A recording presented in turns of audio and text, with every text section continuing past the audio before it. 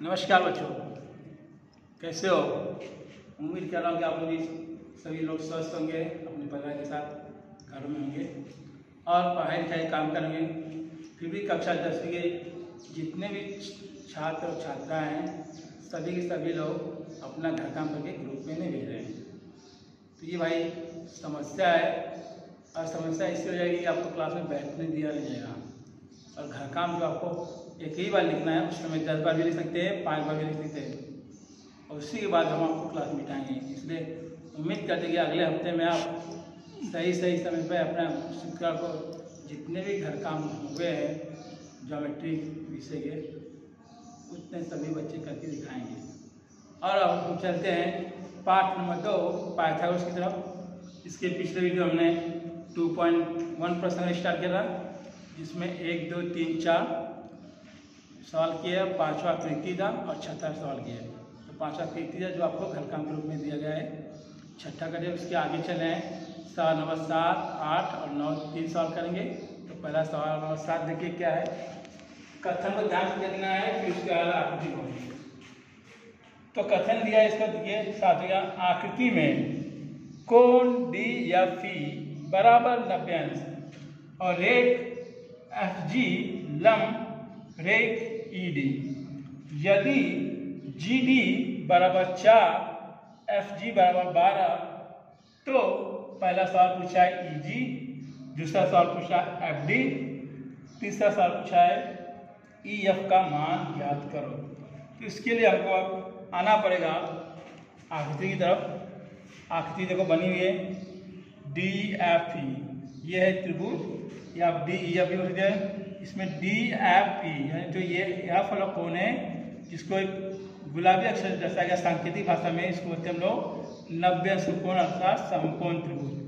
और इसी समकोण से लंब डाला गया सामने भुजा पर, देख रहे हो, तो रेख FG लंब रेख ED।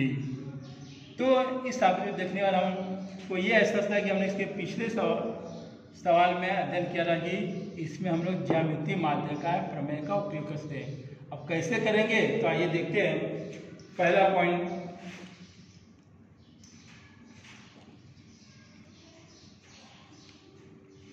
तो पहला पॉइंट है आपका त्रिभुज DEF में, ये हम नाम ले लेते हैं। अब इसी में हमको दिया गया है कोण DFE बराबर 90 अंश और साथ में ये भी दिया गया है रेख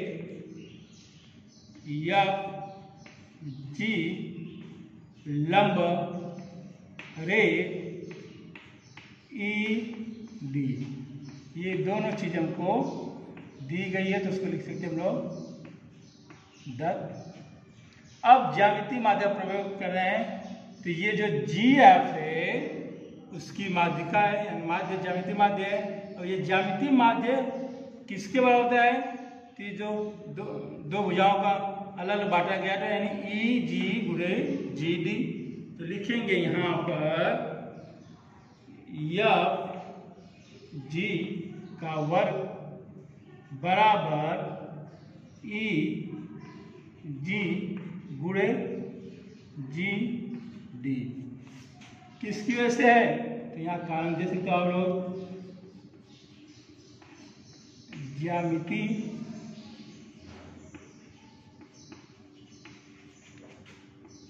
माध्य के प्रमेय से। अब दिए गए मान को रख दिए। FG का मान दिया है आपको इधर 12, यहाँ लिख देंगे 12 का वर्ग। EG का मान नहीं दिया है, निकालना है। और GD का मान दिया है आपको 8। तो यहाँ लिख सकते हो आप कारण में मान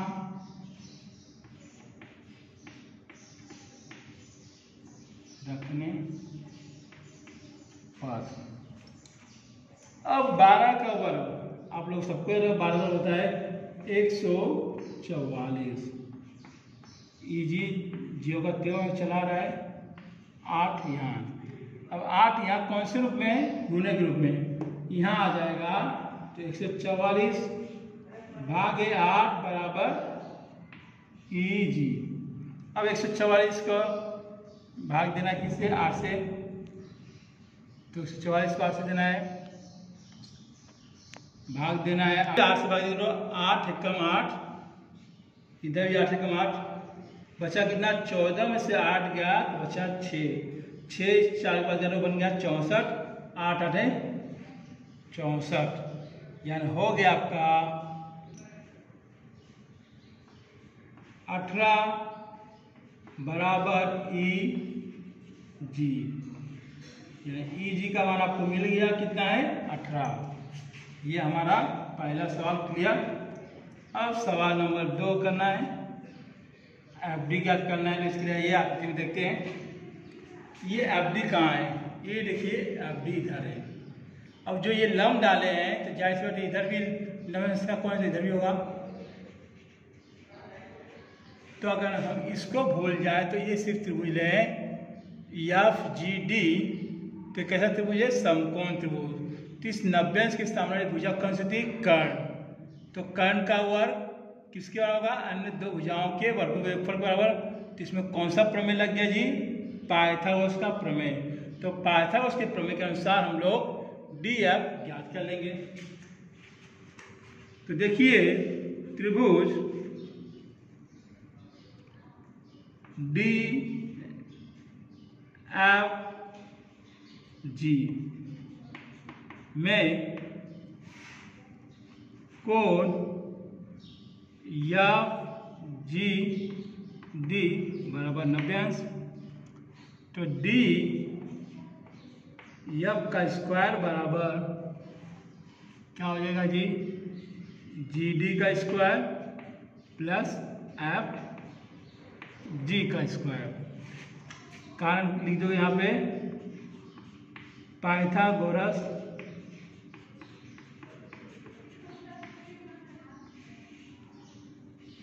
के प्रमेय से। अब डी एफ का मान भरना है। तो डी एफ का मान तो दिया ही नहीं है, ये निकालना। तो ज्यों का त्यों चलेगा, डी एफ ऐसे ही चलाएगा। जी डी हमको प्राप्त है कितना जी? 8 और जी एफ 12। यहाँ लिख देंगे 8 का वर्ग प्लस 12 का वर्ग। 8 का बोले तो 64, 12 बोले तो 144 और डी एफ ऐसे ही चलता है। तो फिर डी एफ को ऐसे उतार लिए हम लोग। 64 और 44 को जोड़ेंगे, 144 को। 4 और 4 8, 6 4 10, 1 1 2। अब हो गया डी एफ का वर्ग बराबर 208। तो लिखेंगे यहाँ पर दोनों पक्षों का वर्गमूल लेने पर। तो हो जाएगा आपका इधर डी एफ बराबर करनी में 208। अब इस 208 को अलग करना है तो 2 खंड करिए, कैसे होगा? तो इसके लिए हम आपको बता दें, इधर भाग देंगे।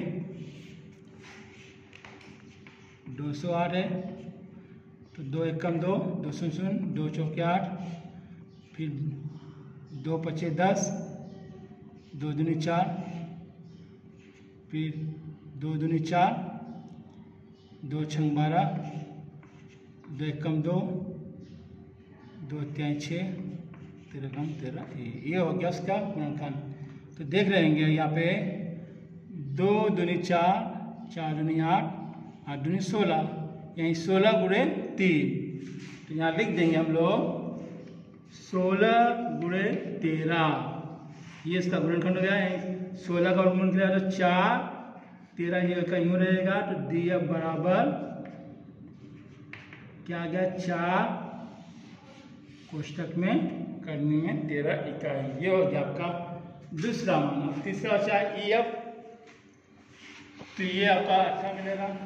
अब EF देखेंगे तो इस त्रिभुज को भूल जाएंगे, अब तो आपको EGF त्रिभुज मिलेगा, जिसमें ये समकोण है, यानी ये कोण 90 अंश का, इसके सामने ये भुजा कौन सी है, कर्ण। तो इसके माध्यम से हम लोग, यानी पाइथागोरस के प्रमेय के माध्यम से इसको भी हम लोग निकाल लेंगे। कैसे निकालेंगे तो देख लीजिए। तीसरा पॉइंट, त्रिभुज EGF में माप कोण EGF बराबर 90 अंश, और यहाँ जगह पाइथागोरस के प्रमेय से, तो हो जाएगा ये क्या होगा उसका कर्ण, यानी EF का वर्ग बराबर EG का वर्ग प्लस FG का वर्ग। अब EF का मान चाहिए तो इसे रख दिया हम लोग। EG का मान कितना मिला हमको, 18, तो 18 का वर्ग, GF 12 है, 12 का वर्ग, 18 324, 12 का 144, दोनों मिला 4 4 8, 2 4 6, और 3 और 1 4, यानी ये आपको मिल गया। यहाँ से EF का वर्ग, इधर भी EF का वर्ग यूँ लेके चलेंगे, यहाँ पे भी EF का वर्ग। अब दोनों पक्षों क्या लोगे आप लोग, वर्गमूल लिख देंगे। दोनों पक्षों का वर्गमूल लेने पर तो क्या हो जाएगा, EF बराबर कर्ण में 468, बराबर। अब इसका भी दो खंड करने के लिए इधर देख लीजिए, आपको बता दे रहा हूँ। 468 में 2 2 दूनी 4, 2 3 6, 2 चौके 8, 2 एकम 2, 2 एकम 2, 2 सत्ते 14, 12।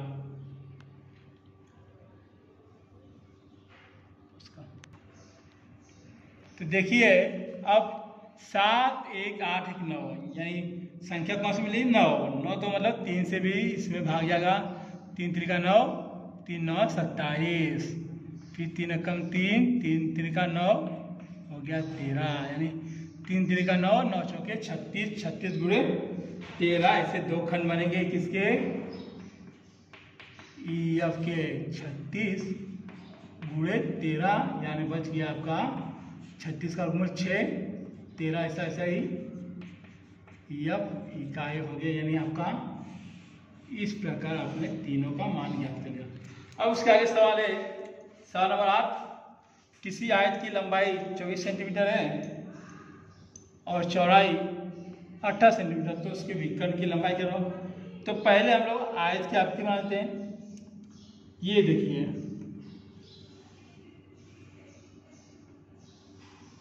ये हो गया आयत, और ये होगा उसका विकर्ण। और आयत में प्रत्येक कोण क्या होता है, समकोण, बराबर। ये आयत की लंबाई बोला तो इधर देख दिए 24 सेंटीमीटर, चौड़ाई है 18 सेंटीमीटर। नाम देना तो नाम दे सकते हो आप लोग इसको, ABCD, ABCD। अब हल करना है, तो ये तो आकृति आपको सामने दी नहीं दी, तो क्या करोगे, मानोगे। माना चतुर्भुज ABCD एक आयत है, आई बात समझ में। अब आयत है तो इसी में हमको दिया है BC बराबर 24 सेंटीमीटर, AB बराबर 18 सेंटीमीटर। जैसे ही हमने विकर्ण खींचा है, ये आयत दो त्रिभुज में बट गया, यानी यहाँ पे नब्बे समकोण है, ये एक समकोण त्रिभुज, ये एक समकोण त्रिभुज, किसी भी एक समकोण त्रिभुज को लेकर हम उसके विकर्ण की लंबाई ज्ञात कर सकते हैं। तो हम ले रहे त्रिभुज ABC, तो त्रिभुज ABC में कोण ABC बराबर 90 अंश। तो कौन से प्रमेय के जरिए हो जाएगा? पाइथागोरस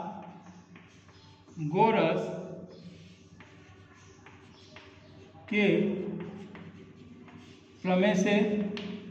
तो हो जाएगा AC का वर्ग बराबर AB का वर्ग धन BC का वर्ग। AC ऐसे रहेगा, AB कितना है 18, तो 18 का वर्ग, BC है 24, तो 24 का वर्ग।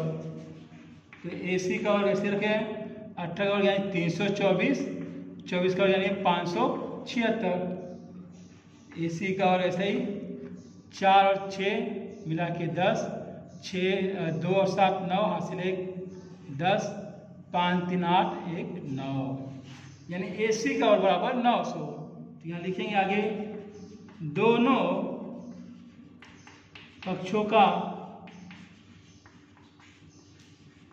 वर्गमूल लेने पर। तो हो जाएगा AC 900 का वर्गमूल क्या आएगा 30, तो 30 सेंटीमीटर हो गया। अब ये AC क्या था इस आयत की आकृति में, देखिए AC विकर्ण, तो लिख देंगे लास्ट में उत्तर की आयत के विकर्ण की लंबाई बराबर 30 सेंटीमीटर। ये हो गया आपका सवाल नंबर 8। इसी में आगे चलते हैं सवाल नंबर 9 की तरफ। एक छोटा सवाल साझा करना है आपको। तरीका ही आकृति में यम यह भुजा QR का मध्य बिंदु है और कोण PRQ बराबर 90 अंश।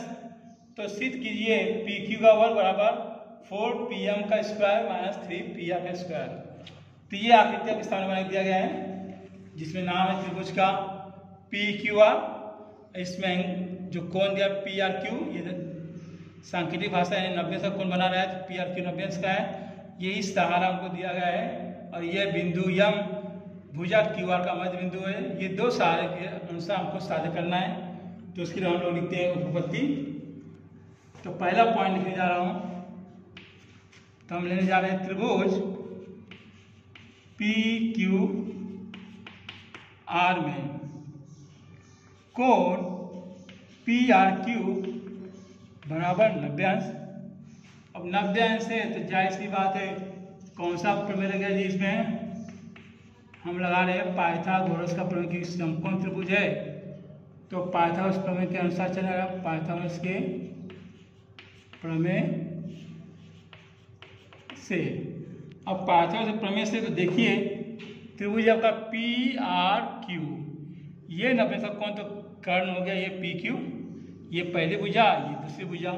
तो लिख देंगे यहाँ पे PQ का स्क्वायर बराबर PR का स्क्वायर प्लस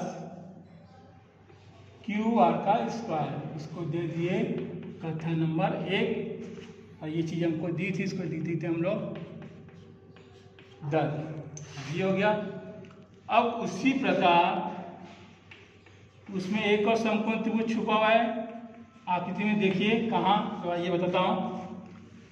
PRM, PRM में PRM 90 का कोण है, इसके सामने भुजा क्या, ये RM, PM कर्ण है और ये पहली भुजा, ये दूसरी भुजा। तो इसको लेके चलेंगे त्रिभुज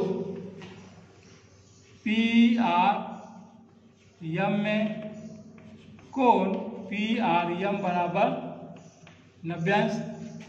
और इसमें भी हम लोग लगाएंगे कौन सा प्रमेय? पाइथागोरस के प्रमेय। जिसमें कर्ण क्या था PM, तो लिख देंगे PM का वर्ग बराबर PR का वर्ग प्लस RM का वर्ग, बराबर। अब देखिए इधर, इसको दे दिए कथन नंबर 2। अब यहाँ पे जो ये RM और MQ इसको देखिए तो दोनों को आरएम की दूरी को भी हमने दो निशान दिखाया, दो लाइन दिखाया, यहाँ एम क्यू का भी।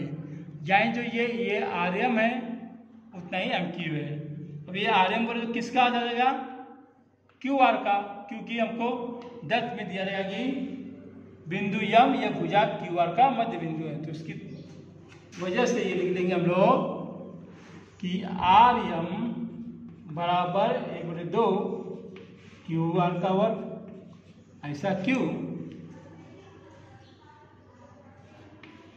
बिंदु यम भुजा क्यू आर का मध्य बिंदु है। इसको दे देंगे कथन नंबर 3। अब कथन 1 को मत देखिए, 2 और 3 को देखिए। तो 2 में देखिए इधर आरएम है, यहाँ पे भी आरएम है, तो ये आरएम का मान हम लोग कथन 2 में रख देंगे। तो यहाँ लिख देंगे हम लोग पी एम का स्क्वायर बराबर पी आर स्क्वायर, और यहाँ आ जाएगा 2 क्यू आर का स्क्वायर। इधर लिख सकते हो आप लोग कथन 1 तथा 2 की वजह से हुआ ये, या क्यू आर का आर एम का मान नहीं बदले उसकी वजह से हुआ। फिर ऐसे चलाएगा तो पी एम का स्क्वायर बराबर पी आर का स्क्वायर, 1 का 1 2 का 4 क्यू आर का स्क्वायर। अब ये 4 को खत्म करने क्या करेंगे, ये आपका दाहिना पक्ष, ये बायां पक्ष, दोनों पक्षों में 4 का खत्म करेंगे। ये भाग के रूप में खत्म किससे होगा, गुणे के रूप में। तो दोनों पक्षों में 4 से गुणा कर देंगे। तो यहाँ लिख देंगे दोनों पक्षों में 4 से गुणा करने पर तो हो जाएगा 4 गुणे पी एम का स्क्वायर, 4 गुणे पी आर का स्क्वायर, 4 गुणे 4 क्यू आर का स्क्वायर। अब ये 4 से 4 कट गया, बचा क्या, 4 पी एम का स्क्वायर, 4 पी आर का स्क्वायर, और ये हो गया क्यू आर का स्क्वायर। अब यहाँ तक हम पहुँच गए। अब देखेंगे इसको और सादे में, तो 4 पी एम का स्क्वायर इधर दिख रहा है, सादे में दिख रहा होगा। अब इधर है 3 पी आर का स्क्वायर, इधर है 4 पी आर का स्क्वायर, और पी क्यू और इधर क्यू आर, इतने अंतर होते हैं। एक हिस्सा हमारा मिल गया है, बच्चे ये दोनों हिस्सा क्लियर करना है। तो ये 4 पी एम को हमने ऐसे रखा है। अब ये जो 4 पी आर स्क्वायर है, इसको 2 भागों में बांट रहा हूँ, जोड़ने में उतना आना चाहिए। जैसे 4 पी आर स्क्वायर को हमने 2 भाग कर दिया, तो एक हो गया 3 पी आर और दूसरा हो गया पी आर स्क्वायर, और ये हो गया आपका क्यू आर स्क्वायर। यानी 3 और 1 मिलकर हो गया 4, ये जैसा तैसा है। अब फिर ऐसे ही चल रहे हैं, 4 पी एम का स्क्वायर बराबर 3 पी आर का स्क्वायर, अब पी आर का स्क्वायर प्लस क्यू आर का स्क्वायर। ये चीज़ आपकी कहीं न कहीं साल में हल्के में मिला। कथन नंबर 1 में देखिए पी क्यू का स्क्वायर बराबर पी आर का स्क्वायर प्लस क्यू आर का स्क्वायर। तो ये जो मान है इसके में पी क्यू है, यहाँ पे रख देंगे तो आ जाएगा यहाँ पे आपका पी क्यू कथन 1 से। अब बिल्कुल मिल गया है, तो हम क्या करेंगे, 4 P M square minus 3 P R square बराबर पी क्यू स्क्वायर, या पी क्यू का स्क्वायर बराबर 4 P M square minus 3 P R square. ये हमारा साथ हमको मिल गया। चाहे इस रूप में लिखो या इस रूप में, बात एक ही आपके साथ है। देख लीजिए दोनों, ये हो गया आपके 3 साल पूरे, जो आप लोग ध्यानपूर्वक समझे भी होंगे। और नहीं समझने का, एक बार में समझ नहीं आ रहा तो इसे बार बार देखिए, बार बार देखिए, बार बार इसमें लिखिए, तो आपको ज़रूर समझ में आएगा। और अपने दोस्तों के साथ इसको शेयर करिए और अधिक से अधिक अपने दोस्तों से शेयर करिए और अधिक से अधिक दोस्तों को बोलिए कि सवाल करें और घर काम पूरा करके अपने ग्रुप में भेजें। फिर अगले वीडियो में मुलाकात होगी, तब तक के लिए आपसे विदा लेना चाहता हूँ। नमस्कार जी।